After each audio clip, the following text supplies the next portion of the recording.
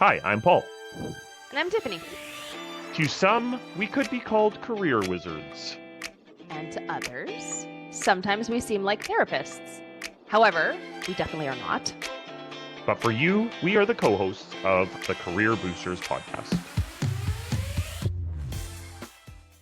Taking advantage of case competitions and study tours and exchange programs and internships between year one and year two. And all of these additional things can really, really help you contextualize everything that you're learning as an MBA student and can lead to amazing networking opportunities, can really enrich your experience because the theory is the theory. All right. Hello and welcome to the Career Boosters Podcast, Season 3, Episode 21. On Monday, March 9th, we had 33 corporate and industry professionals, most of whom were alum, join us to interact, mingle, and build relationships with over 50 MBA, MMA students. There was certainly a buzz in the room when it came to great conversations, learning more about each other, and a sense of mentorship, friendship, and professionalism. Tiffany and I have been talking almost every episode of this season about this word networking and building relationships. And what does it look like? How does it happen? Why do we do these things? And, on an annual basis, we do this networking event. And it is a very safe place for students to learn and experience with the world of building relationships in a professional setting. Each year, I observe the event going on. I sit back and I really take in the experience of people learning from each other, learning about each other, and learning for each other. It is definitely a highlight for me personally each year to get to see all of these students interact with industry people. One of the industry and corporate person, also an alum of our program that we have, is here today. Andriy Tovstiuk. He is working for AMI, which is the Alberta Machine Intelligence Institute. And I can't wait to hear about what Andriy thought of the event, how important relationship building is and networking is for him, and what that looks like 2026 and beyond. Andriy, thanks so much for joining us. And the first question we have is, how has the MBA impacted your career journey? Yeah, well, first off, thanks for having me here today. It's going to be something I'm really looking forward to. So, how has the MBA journey impacted my career? I think it's impacted it in ways I didn't really anticipate going into the MBA program. It's opened up a lot of doors for me. Professionally and personally, and my career since completing the MBA program in 2020 has taken me to post-secondary teaching opportunities where I was a sessional faculty at a variety of different universities. Immediately after I completed my MBA program, I deployed with the Canadian Armed Forces internationally, so I served overseas. I went back into industry, which is where I was as a digital marketer prior to my MBA program in a more senior role. And now, after my teaching experience, I've transitioned back into industry to AMI, as you said, at Alberta Machine Intelligence Institute, which is one of three AI institutes here in Canada. So it's taken me in a bunch of different directions, all of which have really complemented one another. And a lot of those skills that I developed, whether in the military or as a sessional faculty or as a marketer, have really kind of transferred from one career to another. And that academic rigor and that academic experience that I've developed as being an MBA student really put a lot of that professional experience into context. So it was an incredible experience. It went by very, very quickly. As I remember, Paul, you had mentioned that it would during our orientation. Yeah, my advice to everybody is just make the most of it because it goes by quick. It's so fast. Yeah. What was, if you think back just quickly, what do you think your favorite part of the MBA was? Yeah, I'm going to say a few things.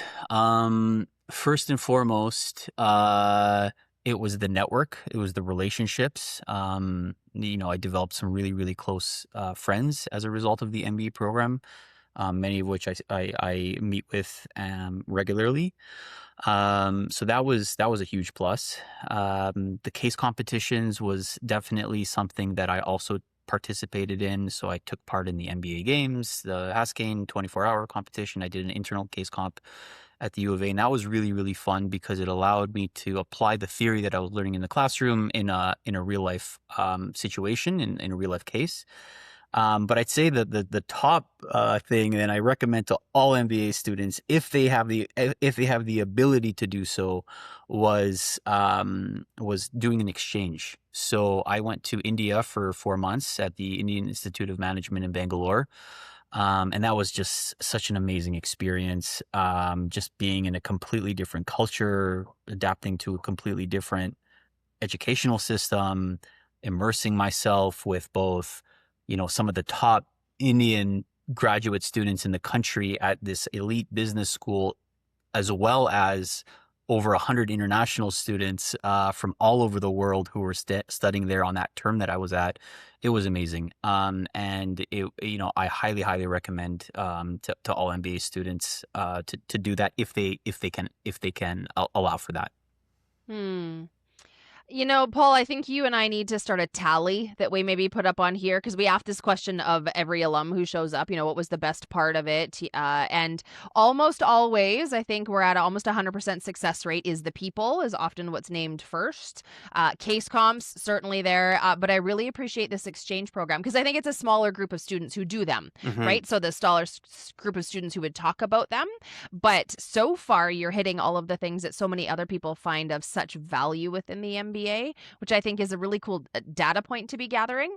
And it really helps when MBA students are like at orientation, what do we do? Tell us what's important. And it's not just us that say it. It's you guys too. So I want to bring us back to Monday. I want to start on Monday for anybody who hasn't kind of heard what we're talking about.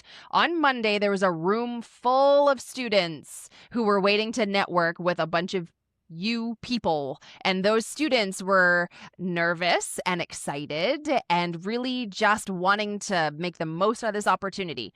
So when you walked in that room full of students, I'm curious what your first impression was of this event. Yeah, first of all, the event was amazing. So thanks for putting that on and for including me in that. That was really, really fun. And I don't think I even entered into, I hadn't even made it 5 feet into the room before I was starting to start interacting with students. Learning about their experience was something that I was personally really interested in, because it wasn't, it was 5-6 years ago when I was in their shoes. And so learning how the program has changed. Now, of course, there's this MMA program, which is really popular amongst the students that I was interacting with, and learning about that program, learning about them as much as they were learning about me. They were asking such amazing questions. I was particularly interested, coming from an AI background, how they're applying AI in their studies, what the different policies that different professors are allowing for. Because again, as a former sessional faculty, just as ChatGPT was starting to emerge, this is something that the entire department was trying to wrestle with. How do we gatekeep this? Do we want to gatekeep it? Do we want to allow for it? So just seeing how that's kind of how they're dealing with those challenges and opportunities is something that I also was interested in learning about. But it was, really good conversations, and really, really bright bunch. I just want to point out that you came in with very natural and a high level of curiosity for the students.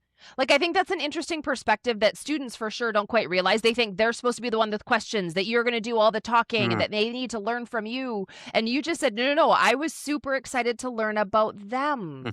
That this is like a mutual relationship, that you've got some cool stuff to talk about. They've got some cool stuff to talk about, and it's this kind of two-way street. If this is something you weren't prepped for, but what were some questions that students asked you that you found really interesting to answer?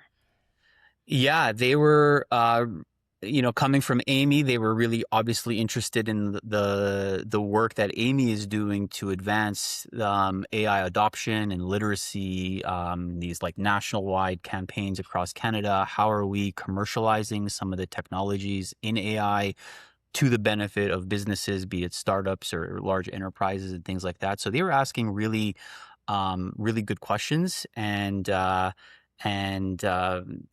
I mean, I've only been at Amy for a year. I'm still learning. I'm still trying to find my bearings, at least in the technical sense of the AI world that I find myself in. But it was really good questions that they were asking about the work and about Amy in general. Yeah. Andriy, when I think about some of the students' questions that they had before you guys all arrived, you as the alum and industry corporate people arrived, some of them are like, "Can we get the list of who's coming? Can we? Yeah, I'm like, no, you cannot. You have to just like this is about just like building relationships with professionals that want to be there and want to interact with you. And I'll be honest, Andriy would have been at the top of many people's lists just because of the not only the role that you have in marketing, but also with such a when I think about it, like a very fast forward moving organization like Amy, and especially the Masters of Management Analytics students being really interested in that space, you are going to be the most popular person in the room probably. So and not only from the technical perspective, but also there are people that are interested in marketing and what that looks like and all of those things. So but take yourself back to when you were a student. What did you wish you would have known at that time about networking that could have been helpful for you? Yeah, really good question. I think it kind of building on kind of what Tiffany you were talking about earlier, how networking is kind of two-way, right? How it's not only it should be a mutual sort of endeavor, that's give and take. And I think that network. Okay, so that's the first thing. And the second thing is people should always be networking. People shouldn't always wait for events or when they're graduating and needing a job to start networking. That it should be an ongoing process. You should always have those irons in the fire, if you will. Building connections, cold outreaches, talking with people that you may have just met once, or maybe somebody referred you to hey, you should talk to this person, just see where it goes. Maybe it won't go anywhere, and oftentimes it doesn't, but at least having that conversation and getting that different perspective is really important. One of my best friends, he did his MBA at Stanford, and the top of one of the best business schools in the world. And what he told me, something that really stuck with me, because he was doing the MBA pretty much the exact same time I was, and he said people at Stanford, so like the best and the brightest students in the entire world, are doing 5 to 10 informational interviews a week. just with their just right. And these are people who presumably should already have a big network, should already be at the top of the game, should be the smartest people, and they're putting themselves out there, reaching out to people on LinkedIn, trying to get 10, 20, 15 minutes, whatever the case may be, just to learn from these people. And then oftentimes that can lead to friendships, could lead to business opportunities, could lead to employment opportunities. So I think that really stuck with me, and I think that's something that people don't generally do enough of. I certainly didn't do enough of it when I was in the program, but I do definitely see the value of it. Yeah. I just want to share just one thing before Tiffany asks you the next question. Andriy, the thing that is so cool about what you just said about all of these networking opportunities and information gathering interviews, it wasn't a year and a half ago, 2 years ago, I got an email from this person named Andriy that used to be an MBA student and wanted to check in, wanted to see what was going on in the labor market, wanted to see just like my perspective on how things are happening from a hiring perspective. And we had a wonderful conversation. I believe that probably what I said was, you need to go out and meet people, and that's going to be the way that, and guess what? Here you are, and working for, what I would call one of the great companies in Edmonton right now, and being so successful. So that is just the ability to just be comfortable with reaching out and asking for a conversation, right? And Absolutely. that's what you did with me, Yep. and I was very happy to meet with you Yep. and have that conversation. So that was pretty cool. So Yeah, I really appreciated that. I was kind of, I had been teaching for a while, and I kind of knew that I wanted to go back into industry, and I kind of wanted to talk with from or to learn from somebody who was super helpful for me in my program, and I really appreciated your support, Paul, and the entire staff at the MBA program, and so yeah, I really appreciated that conversation because sometimes sometimes the people already have the answers, they know what they need to do, but hearing it from the experts is always a good reminder. Yeah. Mm-hmm. Yeah. Then I'm going to twist the next question a little bit because curious, we just talked about you as a student. Mm-hmm. You at one point were the person in the room, and what have you done to get where you are? And that you're in this interesting space, AI. So was there a conversation or two along the way? So let's talk about connections, people connections that really helped you get into where you are right now in AI. Something that changed your frame of mind, opened a door, did something that really led you to now get into AI. Who was that, or what was the conversation? When I was teaching, kind of the potential of this technology, especially in the educational space, radically transform the way people learn and the way people integrate this really powerful technology as part of their academic experience. And so I saw that as a professor, and it was really, really interesting to me to see where else this technology could potentially be disruptive. And what we're starting to find, or what I'm starting to realize, is it's going to be, I think, disruptive across a variety of different industries, cross borders, cross industries, and it really, really fascinated me. And so I started to learn to use it a lot more. I've started to integrate it into my daily life in any way that I could. I wanted to really embrace this technology as something not necessarily to be feared, but something that could potentially help me do my job better. And when the opportunity came at Amy, in a marketing capacity, which is historically what my education has been in and what my professional experiences have been in, it was what I believe to be a perfect fit. I applied, had some really, really good conversations with the folks at Amy, and ended up getting the job. it's pretty cool. And, Tiffany and I, we integrated into, I think, every one of our classes for sure in the second class that we teach. The first class, a little bit more introspective. And so using it as almost like a conversationalist with you. But, when we think about Biz 504, which is the class that we're in right now, and when it comes to resumes, cover letters, LinkedIn profiles, it's how do we utilize this tool to help us brainstorm to get better outputs, right? And Mm-hmm. like Tiffany and I have referenced this book called Co-Intelligence with Ethan Mollick a number of times, and talking about like utilizing the tool, but like the tool compared with your humanness, Mm-hmm. those two things together, the output of that and what that looks like. And I think it's a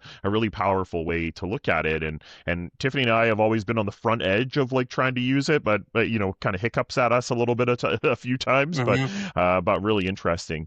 When you think back to this networking thing, what's the most underrated thing a student can do to stand out to somebody like you when it comes to you're going to this networking event? There's going to be a whole bunch of Mm-hmm. students and you're the industry person. What's Mm-hmm. something a student could do to really stand out? In my case, I had actually been on a panel.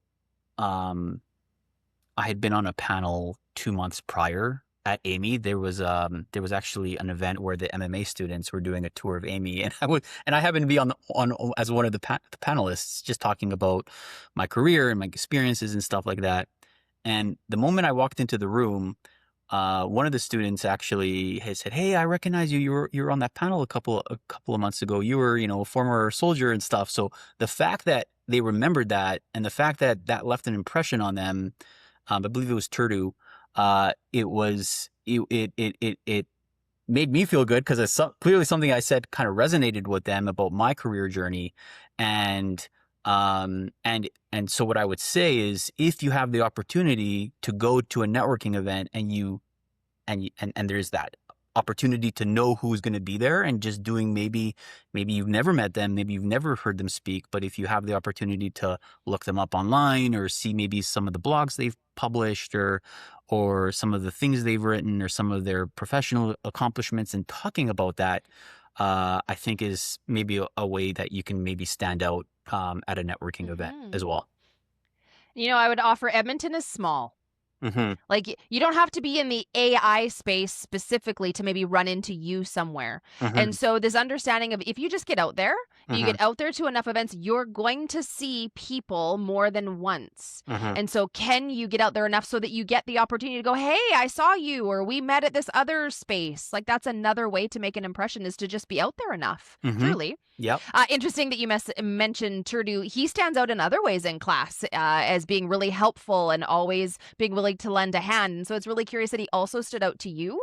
And so there's a self-reflection opportunity of, are you just someone who stands out in general, just like who you are as a human, which is kind of cool. Yeah, and if I can just add something to that, I think when I think about all of these people that come to these networking events, especially with students and people that I've coached before and all of this kind of stuff, I always try to remember a few things about people, right? Like whether it's, I'm not gonna lie, the question that I was going to have for Andriy was probably around the internship that you did in India, because what a unique and different experience that is. Like, I try to remember a few little things about people and about everybody. And so when somebody comes, it's maybe their kid is in a sport, maybe they were going to go on a really cool vacation. It's like asking those things. It just feels like memorable to those individuals, right? And it feels like you care about them. And that's a pure, genuine curiosity for me. But that's a little tip that I always try to do, is just remember something little about pretty much everybody that I've met. So. Yep. And I know for you, Paul, we've had a few conversations on golf and sneakers. I know you're really into that. So again, like, it's these things that you just remember and you can bring up in conversations naturally, and it's always a good way to connect with people, I find. Yeah. Always. So as we head off to a lightning round, I'm curious if you could now offer a piece of advice to any of the students that were in that room. What's one thing that you would advise? Yeah. Try to make the most out of every extracurricular activity that you have presented to you as that's afforded to you as being part of the MBA program. I think is something I try to maximize. Taking advantage of case competitions and study tours and exchange programs and internships between year 1 and year 2, and all of these additional things can really, really help you contextualize everything that you're learning as an MBA student, and can lead to amazing networking opportunities, can really enrich your experience, because the theory is the theory. It's important, but doing everything else as part of the MBA program is in my opinion, looking back, probably even more important than the school. We appreciate that. We say that often, that we end up blinded on grades, right? So how do you even just widen that a bit? For sure. All right, let's head to a lightning round. I think we could talk about this lots. There's so much to know about you. However, let's start with, what is it about your career that has given you the biggest boost? Something kind of that I alluded to earlier was just the breadth of experiences. I didn't really ever go too deep into one field. Now I'm starting to, in marketing, specifically in performance and digital marketing, which is what most of my experience has been, but kind of stepping a bit back, having that diversity in experiences, from, shivering in a trench on basic training to teaching the corporate strategy to MBA students in Vancouver, to being a linguist overseas, deployed with the military, to working for a global agricultural company. All of these experiences translated to one another, right? My discipline and my attention to detail and coming in on time that I learned in the military translated to the professional space. My presentation skills, my networking skills, my ability to develop strategies were just skills that I developed in the MBA program translated to my professional world. My professional world, where I was doing presentations to large executives, translated to my ability to deliver lectures as a professor. So all of these skills really translated to one another, and they not only complemented, but I think they strengthened them because I got to use them in a completely different context. And so my personally, from my career journey, my biggest boost was that breadth of experience. All right. What do you wish you'd learned sooner? Even though my MBA program was pretty jam-packed with a lot of extracurricular activities, I probably could have taken on an additional club or gone to an additional case competition. And so really trying to squeeze as much juice out of that MBA lemon as possible, because it is a short program. I was in the fast track program, so it was even more condensed than the typical MBA program. Was something that I probably could have done. So that's kind of why I recommend to everybody, if you can do it, if you can take on that extra project, you're never going to regret it. I can guarantee you. No, I've never met a single person who's like, oh, I regretted going to that case competition, or I regretted joining that club. Like, it's always, there's always something positive that can be drawn from those experiences. Yeah. Awesome. All right. And service is really important to Paul and I. So we love to end on how service is going to show up for you in the coming week. Yeah. So today Tiffany, I was mentioning earlier, I'm going to South by Southwest. And so as part of professional development, that I'm fortunate to have as being employed with Amy. And it's really, really exciting. I feel like going to South by Southwest now is kind of like going to South by Southwest in the early 90s when the internet was coming out. And so like everything with AI, it's like going to be such an exciting place to be. And I'm taking so many of these sessions from AI and creativity. I'm doing a session on reinforcement learning, which is what Amy specializes in. From branding, from marketing careers, like I'm taking a lot of sessions. And so when I come back, I want to share my knowledge and share what I've learned with my team through a lunch and learn or something like that, so that I can be in service to them as they as they grow in their careers, and they kind of, as we all grow together as part of Amy. So that's something that I'm really looking forward to. Cool. And I will be doing the same with Upper Bound in May. Oh, nice! You'll have to stop by and say hi. I'll be working at the merch station. So I will. I will absolutely come by and recommend anybody else should go. But Paul, it's off to you. Paul's random question. So my random question was going to be about teaching and things, but now I want to know, Andriy, do you have a piece of luggage that might be able to fit somebody 6'4", has a few pairs of shoes, to be able to go to South by Southwest? Because that is a dream of mine. I would love to go to that one year. I think that would be super, super interesting. So enjoy that. But my question that I had thought about, Tiffany and I saw this TikTok that has this professor talking about how students should network with their professors. Do you remember, or is there a very short little story about a student that has maybe asked you for advice or something like that really stood out, that you were a professor, you were somebody that was the subject matter expert, and the student had the courage to go and talk to you? When I was teaching, I tried to learn as much about the students as possible, to learn about their career journeys, and I tried to tailor my courses and my content that would be personal, that would be from my work experience, because that really, really resonated with the students. And a lot of the students had, I was actually in Ukraine last year teaching a week-long intensive at the Ukrainian Catholic University Business School in Lviv.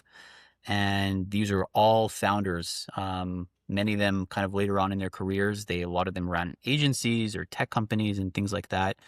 And they were asking some of the best questions that I had ever been asked about, marketing strategies or B2B specific marketing strategies, because they were going after different markets in North America and things like that. And having been in that space, I may not have had all the answers, but I kind of walked them through kind of my approach and my experience on similar problems that they've been or they are encountering. And so having that professional experience, not just strictly academic experience. I was able to relate to them in a different way so that when they asked really specific, either technical marketing questions or something to do with strategy, I was able to use my professional experience and my academic experience that I got as a BCom student, as an MBA student, to help kind of answer how I would approach the problems that they were facing. Yeah. Cool. I think we seem to think, or students seem to think, that networking means I have to go find somebody in a suit and talk to them, and how quickly they forget that A, they can network with each other. That's a thing, but also network with professors, teachers, people who are there to help them learn, which is a missed opportunity we see a lot. And so thank you for being one of those. I think there's many ways to network with you. One of them is as a professor, as somebody who's teaching, as somebody who's a subject matter expert who's there to just kind of grow humans. And so thank you for being someone in the room that our students could use, both as someone really neat to get to know. There's lots of information that you bring, but also as someone that is a safe space that they could practice with. I think that is what Paul and I are the most thankful for, to you and to everybody else that came on Monday, was the safe space that you created for our students, because networking is hard.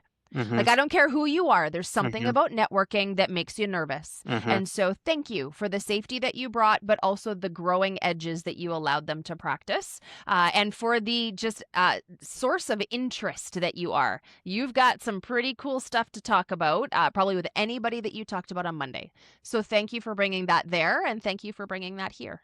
Yeah, and thank you guys. I'm super grateful for obviously this opportunity, but also being an alumni of this amazing program, and the support that I've received well after I graduated. It's amazing, and couldn't be more prouder to be a U of A MBA alum. And yeah, thanks again for this opportunity today. You are more than welcome. Thank you. Thanks. All right, key takeaways. And you know what? I just thought of a second one. So I'm going with two really quick ones because I can. The first one was always be networking. Like, what a slogan to have. But, always be networking really actually just means always just be a good human connecting with other humans. Is, I think, if that is your focus as just being a human, cool things happen. And then the other part I would say is, what can you do to be an interesting human? Because he is, holy moly, we listed it at the end, all the different things that he can talk about that are really cool. We hear students say, I'm not very interesting. Okay, go out and be interesting. Like, you have control over that. So if you think you haven't been interesting to date, oh well, go be interesting. And what does that mean? Because interesting people are just fun to talk to, and I think he's one of them. Yeah, I mean, think about how many things you could go into a conversation with and talk to him about. It's, your internship in India. Oh, you served in the military overseas. Like, you taught. Oh, you taught around the world? Around the world. Yeah. You work at Amy? Like, come on. So cool. So cool. Yeah. For me, one thing that stood out to me, I love Andriy's message. It is just participate and do all of these things and take advantage of these things. But, when he talked about his friend that was an MBA student at Stanford, a pretty big university, like top 5 university in the world, their MBA students are looking at doing 5 information gathering interviews a week. And 5 to 10, we reference information gathering interviews when we talk about networking. And really, it's just going out and learning about people and learning about industry and learning about what's happening in the world and that person's world. And it's just, that's a high bar to set. And so how do you make sure you maximize your own time of meeting people? So, and, we often wonder why people are successful, or why, Stanford, Harvard, Wharton, why they, why we have brands. And it's because people are doing more than just book stuff. So how do you do more than just book stuff? Yeah, cool. 100%. Well, our semester has come to an end. Our last class is on Monday, which is kind of hard to believe for Paul and I. So next week it'll be a bit of a wrap up, and then we head into just kind of whatever topic we want to talk about, perhaps, as we head on into the spring. So that'll be fun. But we'll see you for a summary next week. Thanks for tuning in to the Career Boosters podcast. We hope you had a blast. Yeah, we know that's corny. Catch you next time, and remember to subscribe wherever you enjoy podcasts.